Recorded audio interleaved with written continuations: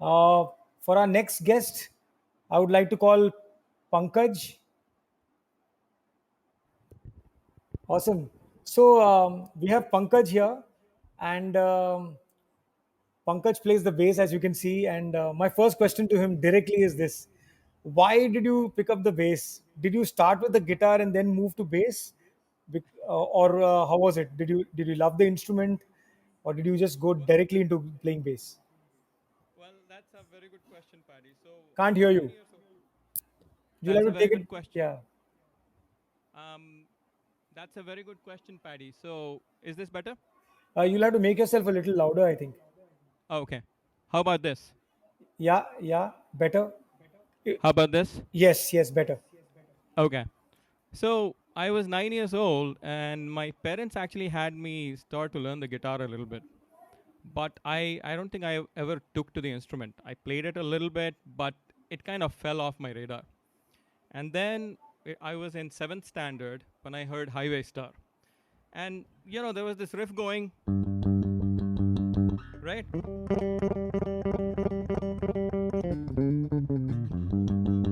And I wondered what that sound was, right? It stayed in my head.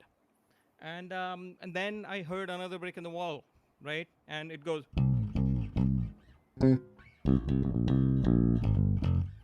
So I had no idea about the instrument, but I could recognize the sound. And and there's a bunch of songs where things are like, in Indian music, right? Or right, these are like iconic lines, right? You don't realize that they're written on the bass or they're played on the bass, but that tune stays. And it always stayed with me. So when I went to college, we formed a classic rock band, and there were two fabulous guitarists in the band already. So I decided to take up the bass. So that's how my bass journey began. And in that process, and we were very active playing, doing classic rock during college years, Deep Purple, Rush. I'm a huge fan of Rush, and a number of other classic rock bands. And that's how my bass learning happened. It was, I was kind of self-taught, and I kept trying out new things on the bass and all of that. And then I came to the US in 97, and we actually formed a band, and I suddenly went from playing classic rock to Ilyaraja numbers. And that was a very interesting transition, because what I discovered in that was the richness of bass in Ilyaraja songs. And there were songs like Rum Bum Bum, where there was a typical like rock and roll kind of bass happening, right? And then there was Ninnu Kori Varnam, Ilya Nila, all of these. And then after that, I became a part of a Hindi band. So essentially, we kind of did Tamil songs, we did Hindi covers. It was a charity band that we used to kind of get together every year and perform. Where was And this in US? in US, yes. So But in where in Washington, US? this was actually in the Washington D.C. area. Okay. There is a band called Rasika. In fact, one of the founders of Rasika is actually, I think, part of this session. Oh, Um, okay. yeah, so we used to get together every year, and that's when I discovered Tony Vaz, when I was learning Lekar Hum Divana Dil. And I was just blown away by the bass line, which was kind of buried in the mix. So I spent a lot of time EQing it, trying to figure out what he was playing. But it was amazing in terms of all these runs that he was doing, the phrasing, and how he was adding a sense of propulsion, a sense of energy and urgency to the song. And after that, I learned Ye Mera Dil, and I was just hooked. And then I heard a lot of like Tony Vaz songs, and in 2013, I said I wanted to I read up on Tony Vaz. In fact, I read your article, Paddy, about his life, and I was just fascinated by this guy who was doing all of this stuff, knowing fully well that a lot of his bass lines will not be heard in the speakers of those times, or even the mix sometimes where the bass didn't always cut through. So I wanted to kind of bring that out. And that's how I started the Stony Vaz tribute series on YouTube. And in fact, I started with Ye Mera Dil, which is not a Tony Vaz. It was actually played by another bass player who used to play for R.D. Burman called Charanjit Singh. Yeah, But it was Charanjit Singh has fascinating. played a lot of stuff. He has, right? In fact, Jaane So Jahan Dhoondta Fir Raha is also Charanjit Singh. okay. Yeah. So that is interesting. So I kind of expanded that review series to cover like Bollywood bassists. And then Dunia Mein, I believe, was Tony Vaz. That I covered. And then slowly, one or two like tributes every year I've been kind of doing. What I realized was that there was a lot of interest in that.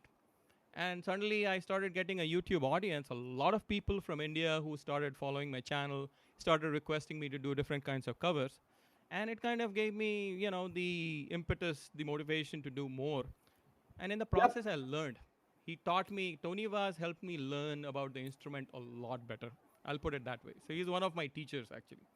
That's absolutely amazing that you put it that way. And in fact, what you said is true. In fact, I have gone through YouTube. There are a lot of videos, extremely bad ones to very good ones on guitar for Hindi songs, and there are bass and rock and guitar lessons for the rock side and the English side of music. There aren't actually anybody playing the bass guitar and showing how to play a bass of a Hindi song. So I suppose that is where you have found a very small niche over there, and it really works. But my next question to you is this: okay, now being a bassist myself, I used to play the bass for a band, and uh, I was very fascinated by the instrument, and I really got the concept of bass, and I started playing it. And very much like you, the guitarist in my band, who's also going to be part of this interview soon, he was like my teacher. He was teaching me the bass also, and he was so good on the guitar that there was no chance that I could ever become the guitarist in the band anyway. But he introduced me to the bass, and he said that why don't you join in as bass? And I took up to the instrument. Have you ever come across any situation where you really had a very good gig, okay, extremely good gig? You've played fantastic, some extremely difficult bass lines, and after the gig, the entire crowd, those fans that come to the stage and start meeting the musicians and all, have you ever been left out over there? Have you ever been? Has anyone ever come and asked you, like, what were you doing? I couldn't hear anything, kind of a thing. Have you come across something like this? That's a great question. Well, I have not been left out, but people have come to me and said, "You play very good guitar." So it's the identification of the instrument. And it's funny because I myself, when I started learning, I didn't know what the bass was. So I also felt that there is a little bit of an opportunity to create awareness about the instrument. And I have been always a little bit of a trebly bass player. So I keep the, treble and high so that it cuts through the mix. So people are Correct. able to hear it. Sometimes they might not know where that sound is coming from. And I think that's a good tip that you're giving. I think it's also a tip very cleverly used by Tony Vaz in his playing, because he didn't use the lower registers because he knew that he would not cut through the mix, and at that time it was not even available, right? Those kind of hi-fi equalization. So I think he was very good in cutting through the mix. That's exactly right. Exactly right. There's a lot of stuff that he does in the higher octaves, to your point, upper register stuff, Yeah. and it it just creates a texture to the song and cuts through the mix. To your point, exactly. So my next question to you is, R.D. Burman and Ilayaraja, why are they your favorites, and what is in their music that appeases you outside of the whole rock? So we come from the whole rock because it's a Western instrument at the end of the day. So Yeah. we always listen to rock and pop, and we identify the instrument with that. But how did you exactly start liking R.D. Burman and Ilayaraja for their music? Why? So I think when it comes to Ilya Raja, one of the things which was I was fascinated by was, bass in my mind is never a supporting instrument. It's an anchoring instrument, and it can do a lot more to the song. What Ilayaraja what did was there was so much attention paid to the bass line. I don't know if he wrote it himself. Most probably he did, but there was thought given to every note that would be played, and it would kind of serve as a driving force behind the chord pattern. So it would be a melody which was being played on bass. It was not just emphasizing the root note or the fifth note. It was a lot more. So instead of doing you are and you're suddenly creating a melody on the bass, even though we look at bass as more of a locking down with the drums, but you're actually creating a bridge to the melody, right? And so creating a counter melody. That's what I loved about Ilya Raja, and I found that in RD Burman music as well. Even though I always felt that Tony Vaz was more of an improviser, there's a lot of stuff that he did, it was on his own. I felt that R.D. Burman gave him like free reign on what he would come up with, and he would do like stuff. And I will towards the end of this, I'll kind of cover this. A simple pattern.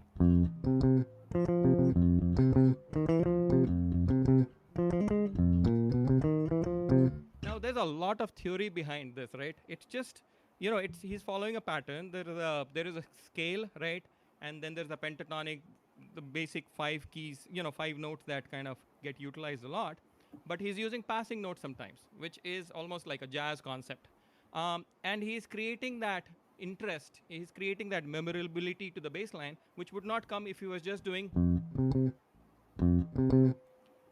So I think that's what fascinated me about a lot of R.D. Burman music, because of what Tony was doing behind it. And there was almost like a second voice that would come through on the bass. And it always, to me, it felt like that needs to come out. People need to hear that. So was it always the bass that attracted you towards Ilayaraja and R.D. Burman's music, or was it their melody and their chord structures and their grooves and stuff like that also that improvised that appeased you? It was the whole like ensemble. So it was the arrangements, it was the chord structure, it was the transitions, it was the bridge, and the role that bass played as a part of that. It's amazing. And here are some pictures for you. That's Manish Kulkarni along with Tony Vaz. I don't know whether you can. Oh, I'll have to move the. Yeah, yes, if you I've can. actually seen that video that Manish Kulkarni posted of him and Tony Vaz. That was Yeah. amazing. So he sent me pictures of his passport. This is his passport. I don't know whether I should. Oh, wow. And this is when he was younger. This one, and when he was older. So yeah. So Tony Vaz, let's talk about Tony Vaz's bass lines now, and Yeah, let's talk about some of the. Let's not restrict it to Tony Vaz, but some of these memorable bass lines that we hear in Hindi songs. Okay, sure. like for example, the line that you played at the start of Ye Wada Raha, Yeah, Tu Hai Wahi, that was definitely Tony Vaz. So can you play that and show and tell us what how those notes are or something like that? Can you just play sure. that? Yeah, so essentially, it's basically, he's kind of setting up the song itself, right? It starts with the bass. It's a slide which begins on the G note and it goes all the way to the C note. So, and in Right. that process, he is essentially, kind of playing notes on the scale, but he is kind of creating a mode doing the slide. And then he kind of enhances that by there is a slide, there is a bend, and all of the. And the song is in the key of E, The song is in the key of. E You know minor, what? right? Yeah, yeah, yeah. So it's so amazing that he starts off with the G note, goes up to the C note. I mean, just the thought process behind putting that line. Exactly, exactly. And Manish Kulkarni just told me this. There was an incident where Asha ji had called them all for Asha Bhosle ji had Yeah, called them all for a lunch, general friendly lunch. She said, "We'll not discuss music at all. We'll just have lunch. Everybody get some food." So Manish had gotten some puran pulis and she had cooked some mutton or something like that, and they were having it. But just as they were leaving, and she saw them off to the lift. While seeing them off to the lift, she was humming boom, boom, boom, boom, boom, boom, boom. And then she looked at Manish and said, "Can you believe it that it was Tony Vaz who gave a trademark line to my song, which makes my song so big." I mean, it's just that one line that makes my song so big. And she remembered Tony Vaz, and she remembers each and every musician who has played in many of her songs, most of her songs. So she was talking about how these instrument players have actually given life to the song. So that's amazing this. amazing. You also played Sananteri Kasam, I think, the second one that you played. That was Dilbar Mere, which is my all-time favorite. Okay, So, if if I can, I would like to demonstrate a few things as part of that song. surely. Um, to me, and that is going to be the last. I've got an 8 session class coming up. That's the last one because to me, it's kind of an ultimate in the sense that it demonstrates how bass is a second voice to Kishore Kumar's voice. So I'll just play it and then I'll talk about it a little bit. But this song has always fascinated me, and it always will. So,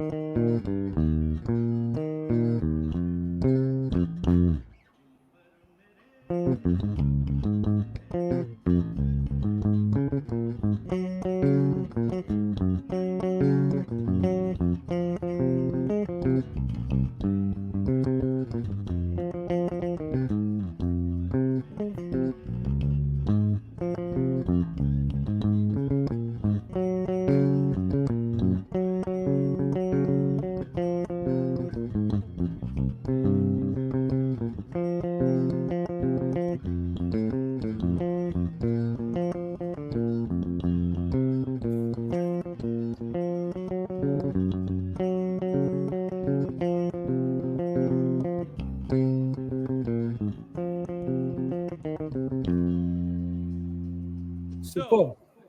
Of course, we thank you. couldn't hear the song. I think you were playing along with the song, but we couldn't hear the song. Just Oh, very, very faintly we heard it. But yeah, I just came to know that it's such a busy line throughout the song. And yeah. can you imagine these were one take recordings? So start to end, he has been playing continuously. There is no Uh, stop. that's what blows my mind, and it is an exercise performing this live because it's like Yeah, remembering and reciting Pied Piper of Hamelin. That's how I kind of look at it. It's um, it's nonstop, and there's so many things absolutely. hap. And in fact, in songs like Tujhse Naraz Nahi Zindagi and all, the equalization of the song is where the bass guitar is over the vocals. If you actually hear, so that's R.D. Burman wanting to express that, uh, Yes, that the whole bass and the fact that it's a very sad song comes out because of the bass coming out right up in the top and those you're movements in the so right. line. And you So know, in fact, it's sorry. Just one thing I wanted to add to your point. You know, you start off with the power, the impact, and the punch. But mood, atmosphere, contemplation, all of those things that Tony was created, that's an expression on bass you do not typically see. So that was fascinating, and those were songs I used to be scared of in the beginning because capturing that with that can you full tell me? impact is Yeah, yeah. yeah. Can you tell me top 10 songs of Tony Vaz's bass that you are extremely memorable for you? The top 10 songs for you. Okay. Dunia Mein is one. There's a lot happening there. Pyar Mein Dil Pe Mar De Goli, a very funky, like Absolutely. Yeah. fantastic song. Aa Dekhe Zara, another like mind blowing song. And that beginning, whatever he's doing, it's like fantastic. Kya Yahi Pyar Hai? That's a beautiful bass line. Mera Kuch Saman Tumhare Paas Pada Hai, that one. Aisa Sama Na Hota, दोस्तों से प्यार किया दुश्मनों से बदला लिया, another like very propulsive song. Absolutely. So those all kind of sit at the top of my list. Awesome. Yeah. All of Satya Pe Satta, all of Sagar, Ye Wada Yes. Raha, Hum Kisi Se Kam Nahi, Masoom, all of that was played by him. And some songs, this is for others, like Dam Maro Dam was played by Channi Singh. Uh, Jaane Ja Dhoondta Fir Raha was played by Charanjit Singh. And then there was also another fantastic player called Annabel Castro, who played Tere Bina Jiya Jayana and all the other songs of Ghar. These are Oh, some fantastic bass guitarists who played with R.D. Burman. But wow. most of the time it was Tony Vaz when he was there. So yeah, I mean, yeah, we're running out of time, but I would like to ask you just one more question. Yeah. Uh, First of all, any parting notes from your side? Anything that you want to add over here? So For, yeah, sure. I think there's one thing I wanted to mention, right? Bass as an instrument is kind of in contradiction to the bass as a concept, right? Bass is a particular frequency spectrum. But if you look at the instrument and the fact that you can play here, you're not in the bass frequencies.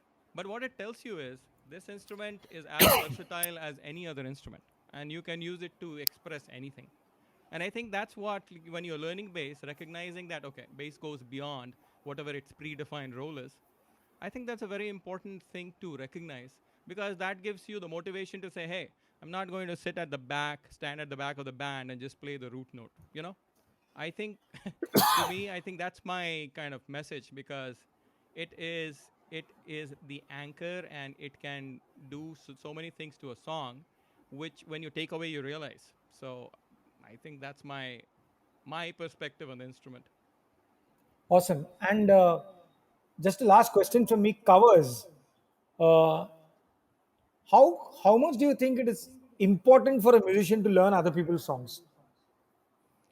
I think it's very important. So I've never had any theory training as such, but I learned theory while like doing these covers, because what you recognize is they have explored territory that you might never explore if you didn't try out what they did.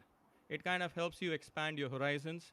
You are essentially learning techniques that you might not. I mean, there's few things that Tony Vaz does which I might not have, like, just being,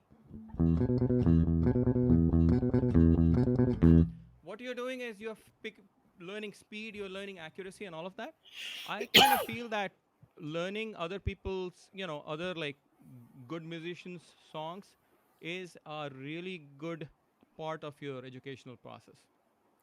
One last thing before we wrap up with you, can you play one of those styles of which Tony was introduced in the industry, which was octave playing? Have you tried that octave? Dhumtana, dhumtana, dhumtana, dhumtana, that kind of a playing?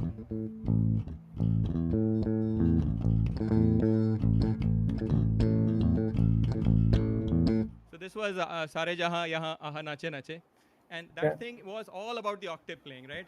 So it goes.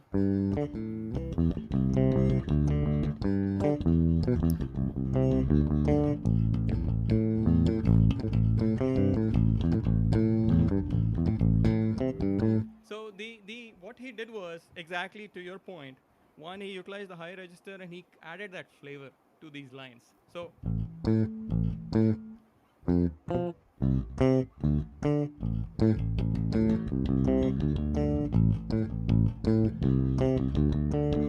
and that, Awesome. yeah. So that is something I learned from him. And I heard it in ABBA songs. I heard it being done in other Yes. places, right? It adds such a strong, like, to disco songs, especially. It just, Intaha Ho Gayi, the ending of that, right? All of it Correct. is, Correct. right?